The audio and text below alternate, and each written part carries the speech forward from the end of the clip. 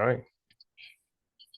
So, well, welcome everyone. This is episode 5 of the Live Learn Life podcast, and I'm joined with my mate from school. Even though we haven't seen each other in the 5 years, it's so lucky to reconnect, man. And so I'm with Robbie Gillett from Keeping It Real with Robbie. That's the correct title. Yeah. And he's an Correct. absolute legend. And the boys that know him back home are absolute bugger. He's done fantastic work there. I've sort of started the podcast based on Robbie, and it's sort of he's inspiring man. He's going places, and I'm excited to chat to him about the work he's done in the last few years. I created a bit of a party stand back at I was going to say Newlands at Greenpoint Stadium, representing the boys there. He's absolutely Exactly. bugger. So welcome, Robbie. Pleasure to have you here. Well, thanks so much, bro. It's a very kind introduction. I do appreciate it, and yeah, bro, I'm so excited to have a chat, man. I'm excited to catch up, and well done to you, bro. Well done for taking the initiative and getting out there, bro. It looks like we've had JP Duminy on, so I'm in good company. Um, Different levels. Gillette, JP. well, Yeah. yes, your words, not mine. Your words, not mine. No, No, no. but thank you, bro. I appreciate it. And yeah, really looking forward to it. It's nice to see your face again. Yeah, likewise, man. So how did you get into podcasting? Just talking about it. So how did that start, and so where have you seen yourself grow from there? Yeah, bro. So I've taken the scenic route, and you'll know this, but so 2019, I was supposed to go to New Zealand, like you did. You went to a stooge in the UK. I was going to do that in New Zealand, and then it fell through. I remember getting my visa disapproval on the day I got my marks. With double whammy. Cheers, thanks, Jeez. pal. Life hits you with a double. Um, and then no, Brusso decided I'm going to redo my maths. And then because I wanted to do all the different thing, and then 2020 I went to UCT and I did a BA, and I was in the introductory lecture, and this guy's going through the main lecture. He's going through. I'm sitting there again. I'm bored. I'm bored stiff, bro. And he's taking us through what you can do, like what the sort of course of events are for you to become a psychologist, which is what I want to do. So I want to do sports psychology, and that was my end goal. And then so he mentions all the honors programs, and then he doesn't mention sports psychology. So I go up to him, very arrogant of me, and I go, look, bro. I didn't say bro. I wasn't that arrogant, but I've gone, look. I mean, like, you haven't mentioned sports psychology as an honors, and he's like, yeah, well, bad news. We don't offer that. So that was sort of like okay, like, where do I go type vibe. And I remember calling my mom, like, listen, yeah, I want to do sports psychology. They don't offer that. And we were both sort of just like, oh, shit, like, it's, there we go.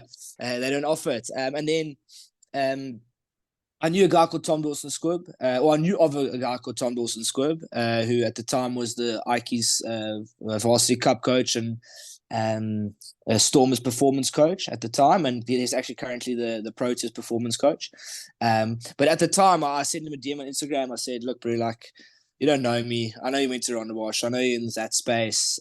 How do I get into it? And he said, there's no real degree to get into sports psychology or sports. You just got to create an energy around your name. And I thought, cool, like, what is that? What does it look like? And then I said, I'm going to do a bit of writing. And I was terrible at that. And then I decided, like, Tom, I'm going to interview you. Very bold again. I said, Tom, I'll interview you.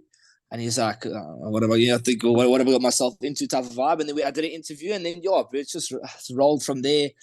So I didn't start a podcast to do a podcast. It just sort of happened naturally, which I think for me has been really nice. And then, bro,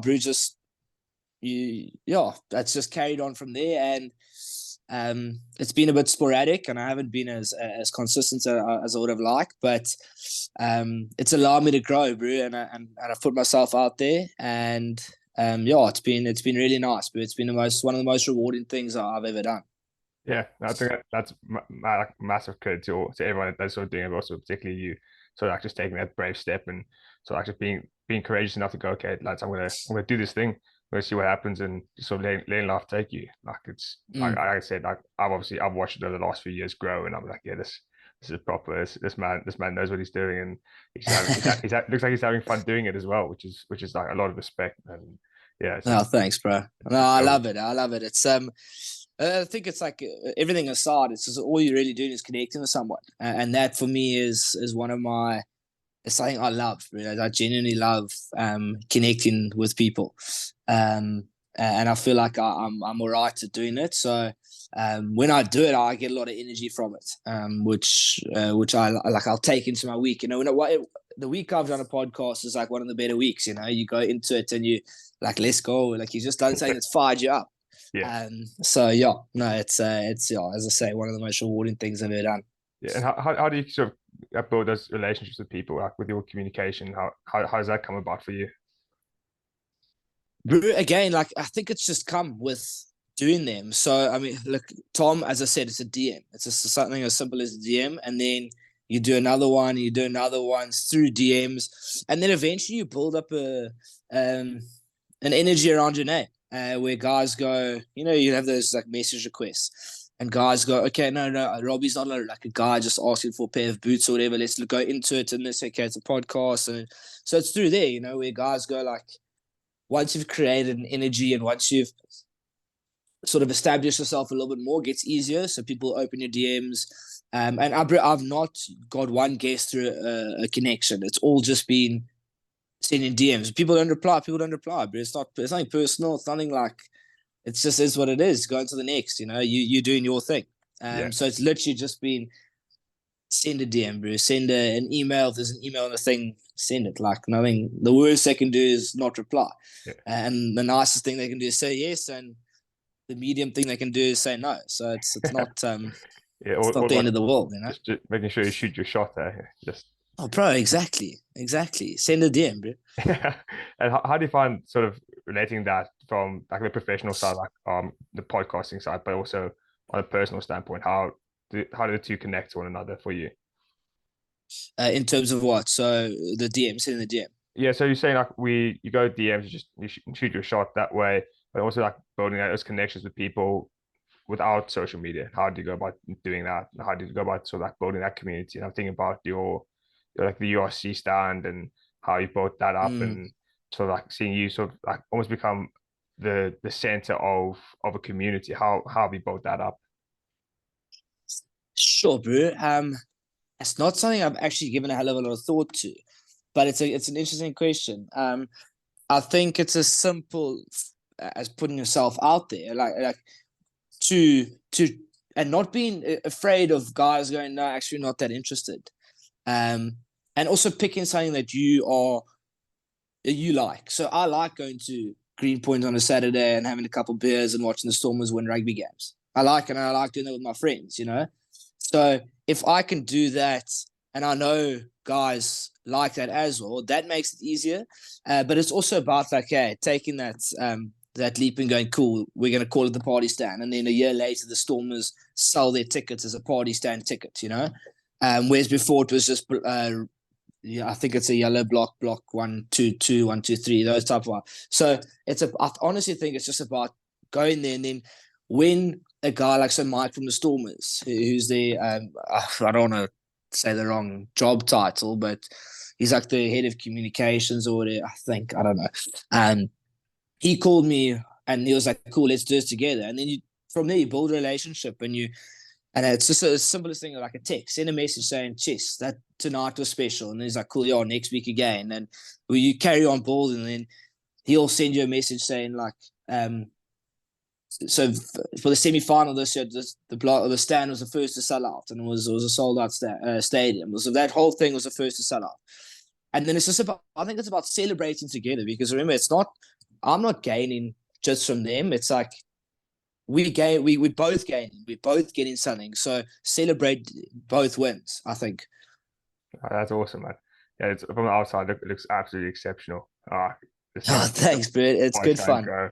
go. And so do you also like what do you see as like the main building blocks of like good communication, good relationships? Obviously, you said putting yourselves out there, but is there anything else that you sort of think is like, oh, these are the key things that I use or the key things I do to build up good relationships with people? I think being real is probably very like uh people aren't dumb, but people know when you've been fake. And it's not about being nice. It's just about being exactly who you are. Because if people are gonna know straight away, so that's fake. Bro, always gonna spend time with you for 3 times, and he's gonna okay, no, he's not. He's not like he's portraying something he's not. So I think genuinely just being real, just being yourself, being honest, um, and pick and choose your moments where you wanna say something or you wanna have a joke. I think a lot of it's also reading the room. Like if you can read a room, I think you'll go far. But probably the key, like at the base of it, it's being real, because people resonate with that, bro. Like I think of like, so for an example, if one of the guys says, "How you doing?" You go, I'm the moment I'm not feeling great. It's been a bit of an off day. People resonate with that because shit, guess what? Oaks have off days. It's and then it's not like, oh, good dog. But then if you do have a whole lot of energy, give that energy. Like spend that energy on these guys, because you've got a relationship with them. But on the day where you're not feeling it, be honest. And I think that's a being real. I think for me is that it's just being who you are, and not sort of changing for something because people find you out. And then I think that's probably one of the most awkward things in the world. When someone's like, it's like you with this guy for the first 2 times, and you change to a guy called Tim, and then then the folks are like, maybe he's got an ulterior motive. I think go there with your cards on your chest, what you want to get out of it, and don't have an ulterior motive, because I think guys will find you out quickly, and then it's awkward. Yeah, no, they find you out quite quickly. Yeah, that's what I've learned. Like, just watching people, just like, yo, this is not the time for you to be like this. Yeah.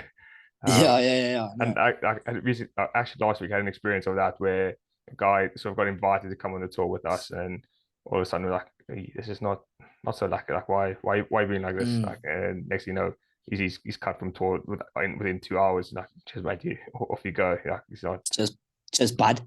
Yeah, it's pretty much that. And just saw him off, walked him off, said, "No, see you never," which is quite funny. No, I know, man. And then, so how I've got the questions to ask, but how did you identify what was real for you, and how do people identify what's real for them? So, like for me, us two, I don't think necessarily that we're not exactly the same, and no one ever is exactly the same. But sort of what real is to me might be a little bit different to what it is to you. So how did you identify what was real for you, and who you really are?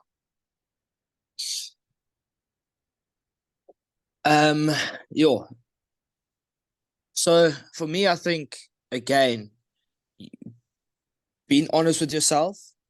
I think being honest with yourself and not being too insecure to introspect. I think you have to look back and look, okay, like what are my strengths? Like, what am I good at? So for me, maybe I'm good at communicating, I'm good with people, but I'm terrible at admin. An example, so don't now go sell yourself to someone as this admin king, okay? Because you're not gonna get, or I'm not gonna get anywhere with it. But it's a silly example, but I think for me, it's just about understanding your strengths, because then you can be real with that, and then you can go like, actually, I'm not good at this. I can give it a go. And I think that's another thing. Just be willing to give it a try, even if you know it's not your strength. Be willing to give it a try, because you might actually like it. It might be scary for the first couple of times, but be willing to give it a go, and know what you're good at and know what you're not good at. Because when you have that, I think you can sort of take yourself out of a situation. I always call it like a storm in the teacup. When you're in that, you need to know when everything's spinning, and it's like life's going.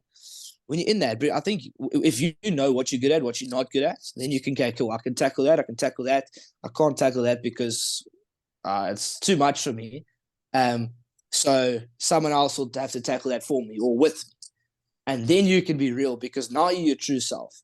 And now you can express yourself how you want to, and you can give 100% of your strengths, and then with those weaknesses, you work on them, and you work on them, and you try, you get better, and I think to understand that is being real for me, because I'm not trying to be something I'm not. Yeah, that's mad. Again, mad respect, man. And I think that's a key thing that I've had to learn over the last 5 years. Is sort of, I've where was it 18 to where I'm now 23, two completely different people, and I've Mm, discovered what's real to me, and there's been a lot of positives. There's also been a lot of negatives to it. I've lost a lot of mm, relationships with people. I've lost a lot of connection. Pretty much lost like my South Africanness for a long time. But then in the last like few weeks, it's sort of like, okay, when my parents came over to visit, and I went, oh, this is who I really am. Now I can just mm, talk, I can just do things, and like almost like I had to have other people tell me like, look at what you've done now. Like you've done like a mental health program, a career club, you've done podcast, are you creating an environment, and all of a sudden I think, oh, okay, cool. So that's actually really who I am. And I had this mm, amazing conversation that it was the shortest conversation I sort of had with anyone. It was a 2 minute conversation I had driving back from a preseason or practice, and I said to our club secretary, I think who I am, I think I've been faking who I am the whole time at the club, because I think mm, when I was in the club environment, coaching environment, I was this like super excited, happy person, like really energetic, but in away from it, I was like so different, and a lot of time I was mm. quite like dull and didn't feel quite Yeah, energetic. And then I went, which one's really me? Which one's the fake me? sure. So I decided to go, okay, I really like being around people, talking, being energetic. And ever since I made that change and sort of had that introspection, like you said, like life just kicked on, and Mm, I'm happier. People around me are yeah. happier. So clearly, there's a positive impact that like that introspection has, and being real is just awesome. Mm. It's such a refreshing thing. Yeah, but it's just on that. So I was having a couple of beers with Tom at Dawson Square, and he said to me like randomly, he's like, "Are you introverted or extroverted?" And I was like, "No, I'm extroverted. I love being around people." He was like, "No, but where do you get your energy?" And I was like, "Bro, I get my energy from lying on the couch, watching a series, like just being in my own space." He's like, "Cool, you're introverted." I was like, damn, bro. Like my whole life, I thought, no, I love people. But you have to have those times where it's downtime, but it's just like, whew, so that tomorrow or later, when it's socially and you can come with energy, you can be around people, because otherwise that social battery just goes, bro. Yeah, no, I was a great like saying that came across me a couple of times. Like every time I have a social interaction, I I spend a coin. So I start with 10 Mm, in a day, and every social interaction, I lose a bit of that coin. And then when I'm by yeah. myself, my bank balance goes back up again because I've been able Mm, to get that recharge. And I think, yeah, it's quite interesting. So like hearing that, like you thought you were an extrovert, but it turns out mm, you sort of get your energy from being on your own introverted. Where so I sort of mm, I'm the same, but not many people actually realize which one they are. I think at times, and I mm, think again that comes to being real, where you say like, look, I'm tired, like lads, I just need a bit of downtime for myself, but I promise you, I'll be back in full mm, force in a couple of hours or in the daytime, and yeah. as long as people know that, Mm. And I think it's important that guys understand it's okay to be both. It's like, but understand that like where you get your energy, it must be prioritized. So you can love being around people, but you can also love or need to be by yourself to get that energy. And I think I don't think it's about being one or the other. I think it's about understanding that you can be both. Like be that outgoing, energetic person, but man, when that social battery knocks, prioritize it. yeah, yeah. I just have this picture of this battery just absolutely just being just flat lining, and just thinking, geez, this man's dead. Because again, I found that on Saturday after a big week of social tour, with the Braves no strollers. There's a shout out to them. They'll love that. Shout out. Um, I came back Saturday, played on Saturday. I'm so tired before like the first ball was even bowled, and by the time we went like for a couple of beers afterwards, I was like, lads, I'm dead here. Someone get me home. Someone let me recharge. And then I was up again Sunday, did a bit of socializing, and I was like, cool, I feel better now because I've actually given myself that chance to Mm, recuperate, which yeah. is yeah, like I say, it's most important thing. Like find that balance between being both. And I think, I don't know about you, but I find like certain situations require me to be a little more intro and a little more extroverted. But it's all like, again, I think reading the room. I don't know if Mm. that's something that you've related to at all. Yeah, no, for sure. I mean, like you got to pick, as I say, you got to pick and choose your moments. And yeah, definitely, bro. Also no one likes a guy who wants to dominate all the time.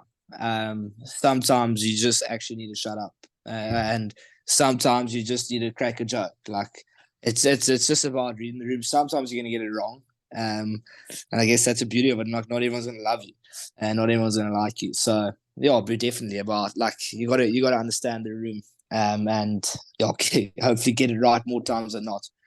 Yeah, and even if you get it wrong, just learn from it. I think and just Exactly. Crack on. try again tomorrow. Yeah, um, exactly. yeah. And how have you found, so like with our experience in our school, like, obviously there were different cliques, different friend groups, and Mm, how have you found your connections from everything about back matric to where they are now?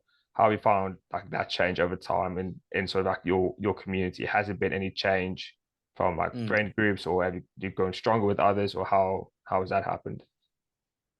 Yeah, but so I'd say the guys that I was friends with at school, look, bro, I'll always be chums with them. I think like we had some incredible times, and we still catch up on occasion, and like yeah, like I have nothing but love for the guys. And yeah, as I say, yes, we had some fun times.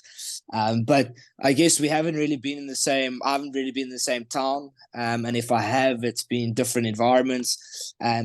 So I've sort of got a new group of friends. So our community has changed, bro, but it's interesting that those guys were the guys that I'm like, a couple of my best chums now were from the boarding house at Rondebosch and Belgrade, where I was friendly with them, but I wasn't particularly like great mates. So it's like because I'm in the same environment, we like the same things. We're gonna watch the rugby, and we're gonna coach rugby, and we're gonna play a bit of cricket. We're gonna chill by the pool type vibe. So, yeah, it's been like there's worlds apart. But yeah, very happy with the group of friends I have now. I think it's probably like true friendship. I think there's no BS. We're honest with each other, which is nice. And sometimes we can be too honest, but in a joking way. But yeah, Brennan, I think like we found community now at uni. Once guys are older, at care, bro. Like I know that these guys, my friend group at the moment, um, they like genuinely care for me. And I found that even like there's a couple guys from Paul Roos and all over, but so that core group of guys, like it's yeah, I'm not gonna name names, but I mean like those guys, the guys from Paul Roos, whatever. Those guys like you can tell like they genuinely care for you and care about you and want the best, and it's the same with me. So I think it's like true friendship, bro. And I think it's very different to school friendships. I don't know if you found that as well, where school friendships might have been a little bit forced, but it's also still nothing wrong with that. You're still friends with the guys, but this is for me or like true like friends for life type of vibe. Yeah, I think that's always it's quite a rare thing to find like friends for life. Like I'm Mm. unfortunate. I have one mate that I grew up with. He ended up going to Bishops as well, which obviously in our circles was like in school tough, but tough. Like we can't Yeah. socialize, but also at the same time, like I knew him since birth, kind of thing, and that's Mm. like the one friend I've had for life. But also again, my school relations, I will be very honest. I haven't really spoken to anyone from school since I left, and I chatted with a couple of guys here and there. But other than that, I think it's literally two people, and then like on social media, you see like a like count or a comment or like a post, and Mm. uh, so I think for me, like, I've lost a lot of connection, but I've gained a lot of connection in the UK from other avenues. And Yeah. I found for me like moving so far away, it almost like understandably I had to change like my circles Mm. because I couldn't just sit on Zoom the whole time and have like do house No, bro. party. Yeah. And it's been quite an interesting process of sort of saying, okay, goodbye to one community. So like I had to Mm. have that in April 2022, came home, for 3 weeks. And when I left, I was like, okay, cool. I'm properly gone here. Um, Mm. and I need to go find my new space. Yeah. And it's been freeing ever since. So it's been Mm. been a hell of a ride, but it's such a cool ride, and it's so cool to still see the mates from school still doing Mm. what they want to do and touching base every now and then. And again, I'll sort of say like someone like Peter Harold, who we grew up Mm. as a coach, like What a legend! What a ab- legend! Man, that absolute guy, baller. I've lost contact with him. Oh no, I think I have him on Facebook. But man, what a human, eh? Like he invested properly into us when we were kids, bro. Yeah, Like, or not kids, or teenagers. But yo, like what a guy, what a human, what a legend. yeah, and like absolute, like I would say, absolute legend of the game and of the school game and the school scene. But now all of a Mm. sudden, like next week, I'm meeting up with him in Ireland. Like it's sort of like come full circle. Yeah, So I'm getting like goosebumps, bro. That's awesome. yeah, how cool is that? Like even though our connections Mm. may like disappear for a while, those that are like stay true to you and you're true to your community will still stay there forever, no matter how far apart Mm. you really are. Like it could come full circle again. And like I found Yeah, my past has caught up with me in a good way with Peter coming like back into life and like also you as well. Like last time yeah, we saw bro. each other was on the matric lawn valedictory, and then all of a sudden 5 years later, boom, on a podcast together, and like things have changed. Crazy, bro. Like, Yeah. oh, it's so exciting. Yeah, I think one thing that I've not realized because I still struggle with it, but is that I think things just tend to work out. Like I just think like it's easier said than believed, I guess. But I do think that things like tend to work out. Like you going over and like having to find a new community, and you found new community, and like at the time it might seem like another teacup situation, but it's like things worked out. Really, you found a new community. I've come Stellenbosch, and I found a new community. Things have worked out. And like with this podcast of yours, really, like you've taken a gamble and started it, and I'm sure things are going to work out. It was scary at the beginning, Yeah.